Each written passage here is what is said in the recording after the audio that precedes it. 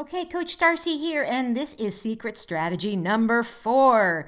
Use technology without letting it use you. Now, if you followed me for a while, you probably have heard me talk about clicking less to connect more. Now, that doesn't mean that I want you to close down your computer right now or shut off your phone. I mean, our tools are awesome, but are they using you? Or can you use them? And there's a whole report with some specific ways that you can do what I call create your click-free zones that you can download at the end of this particular lesson. But you can, once you know your values, make choices around where you're using technology, about how accessible you are to others, how interruptible you are. You can actually use this technology to help you. You can put your technology away. And we think that people are going to be offended, or people expect us to be always accessible because we have the tools to always be accessible. And that's just not the case.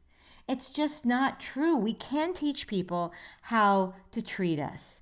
And we can also use our technology, use things like our phone to help us instead of to constantly interrupt us. Like, for example, setting timers or reminders for things. I use timers all the time to say, you know what?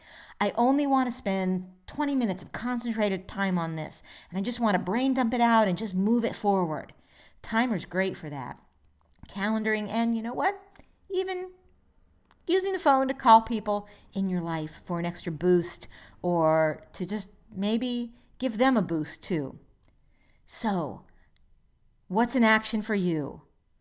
What's a small thing you could do to click less, or to make sure you're using technology and not letting it use you, so that technology is not taking your time and leaving you with less when you want more for your work and your life and the things that are of value to you. I look forward to hearing about it. See you in the next lesson.